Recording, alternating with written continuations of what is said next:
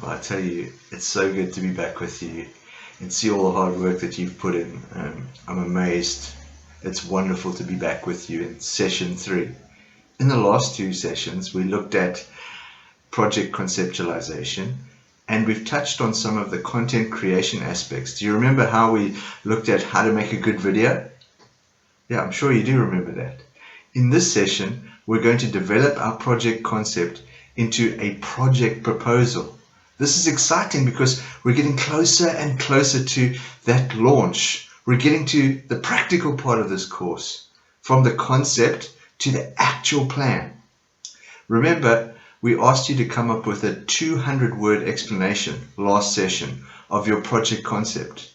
We didn't do that just to make you do some work. No, you can now use that project concept to help you write out your project plan. Of course, you can also use your video that you created in your first session to help. Do you remember the video that you created? Why do you need to write up a project plan? Couldn't we simply move on to creating crowdfunding content?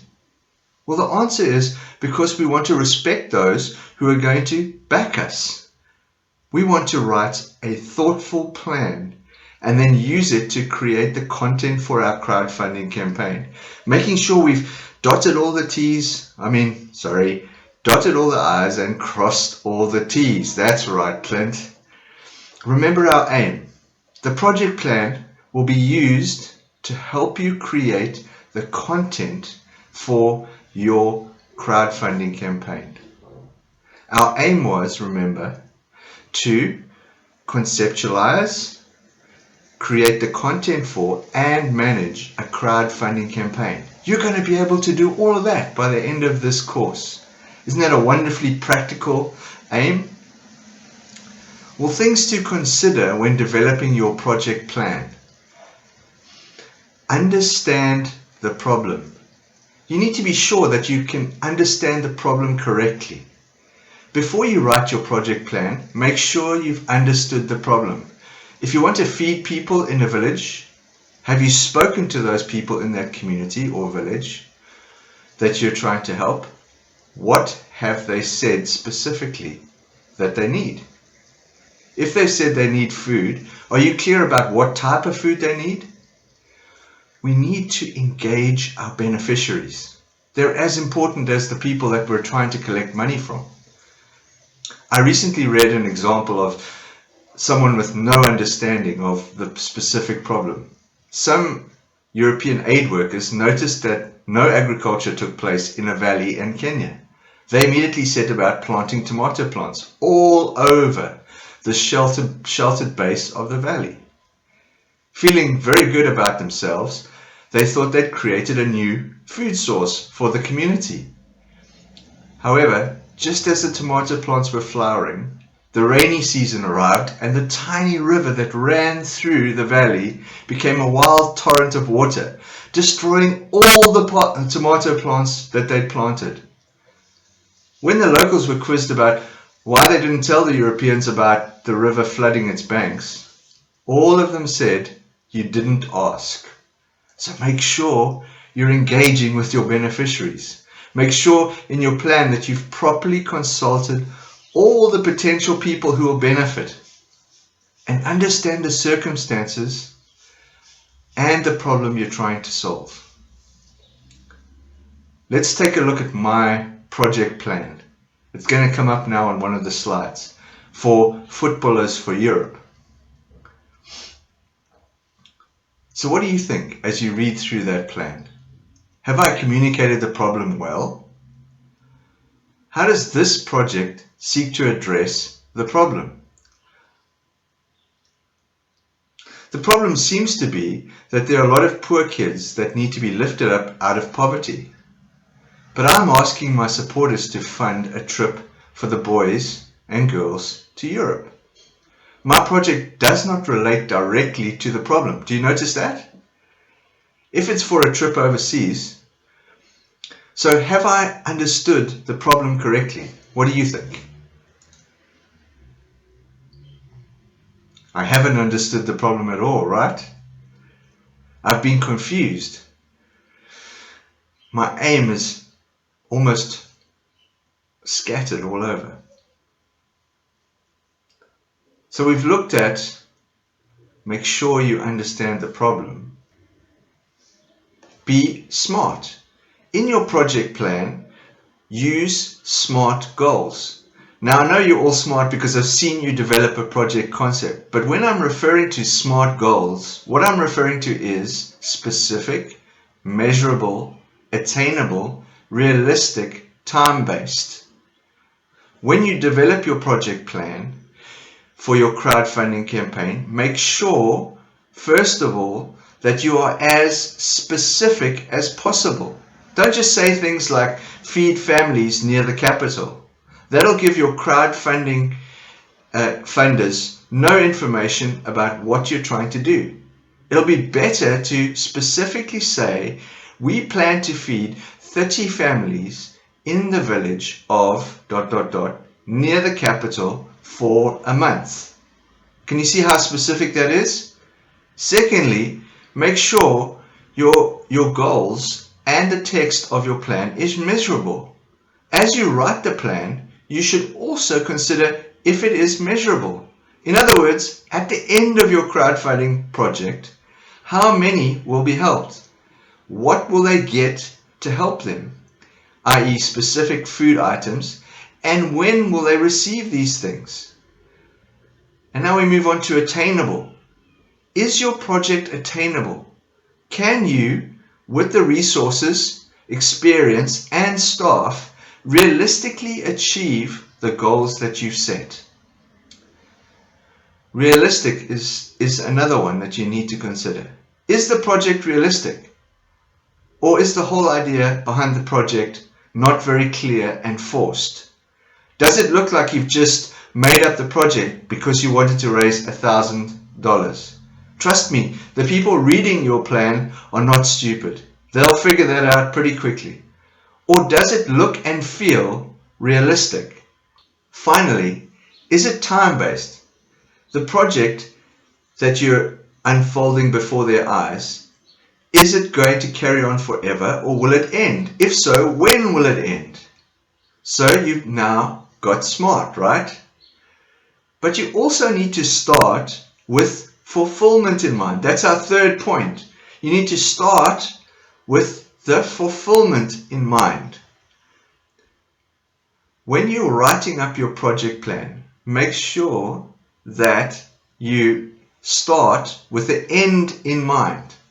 If you're going to raise $1,000 to feed 120 families in a village for a month, make sure you have a village. Make sure you've looked into how many needy families there are in the village.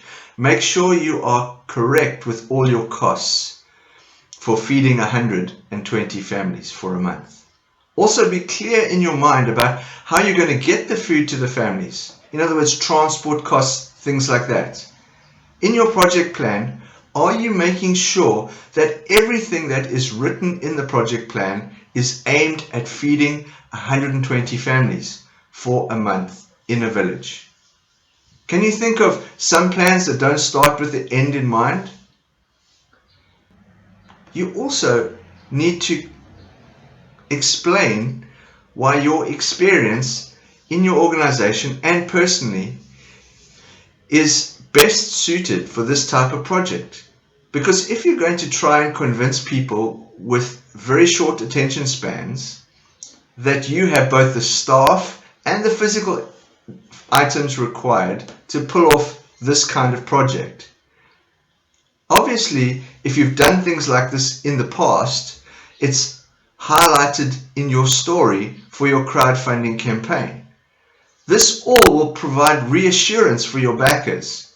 Remember, you'll also need to explain why you are the best person to lead this project, that you are the best person and your organization is well placed to deliver on the project that you've set out in your plan.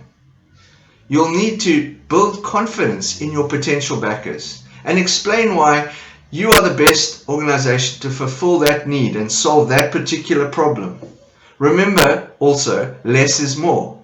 Our project plan shouldn't be 20 pages long. Instead, it should be a maximum of one foolscap type page. Let's go back to my project. Read through it again. Does any of it inspire you to want to back the project? Do I demonstrate any kind of experience at doing this kind of thing? Notice in one of the sentences, I say we will leverage off the strengths of other NGOs. Do you think that demonstrates my experience and my ability to handle the project? So we've demonstrated that we have the capacity and experience as an individual and the capacity and experience as an organization to pull off this project that we're planning to do. The next step is to consider your backers. One of the challenges in crowdfunding is knowing your backers. Because your net is spread very wide, so wide that it's difficult to know what these individuals are interested in. For example, a large foundation or fundraising organization will generally have a clear message and mission with a set of values. But individuals spread all over the world are much harder to pin down. It means that you're going to have to be very clear about your goal and your plan. Remember, you are casting the net as wide as possible. That funnel idea from the very first session, you recall?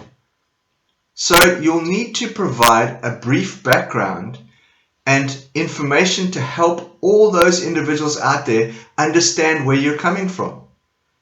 Give those individuals who share your value and mission the best chance of finding you. It's your job to try and inform them in a brief, relatable way. Why don't you test your project plan out with someone you know who might not know your circumstances very well, as a way of testing whether you communicate through the plan correctly. The plan should also provide the potential backer with a sense of your integrity, expressing your willingness in your plan to be transparent. This will make your campaign ultimately very backable. Read through my plan again. Do you notice any evidence that I want to be transparent? Is my mission clear, or are there two or more missions? Would you back my plan? If you will, why? And if not, why not? We're moving on to a really critical part now, the budget. Here you're going to provide a detailed budget or breakdown of the costs for each specific project item. You're going to provide the costs in US dollars. After all, we're raising $1,000. Where necessary, you need to provide the appropriate measurements like kilograms, liters, etc. An example might be something like this. 1 times 50 kilogram sack of rice equals $10. If this is part of a larger project, in other words, if you're only seeking to fund a tiny section of your larger project with this $1,000, you need to specifically explain how this $1,000 is part of the larger project. Do you, under the budget, want to provide tiered donation levels like $5 feeds a family for a day, $35 feeds a family for a week? Let's look at my plan now. What do you think of my budget? Is it specific enough? All I've really said is give me 35,000 euros for travel, lodging and meal costs for a 5-day tournament. That's not enough detail, is it? You also need to look at not only providing the budget, but other important information. This is the final section today. Remember to provide any other important information that may cause people to want to give generously. Under other important information, you'll need to consider how you'll report back to these donors. You'll need to think clearly about the format and what you're going to report on specifically. And are you offering any type of reward or personal touch to reward your funders for fundraising for you? Are there opportunities for these backers to develop a greater empathy for your community or situation? Can they be encouraged in some way by your project? So now you've written up your plan. You think you have considered all those things. In the next session, it's time to convert your project plan into a crowdfunding campaign. You'll have all the content you need to create that campaign. And that's what we're going to look at in the next session.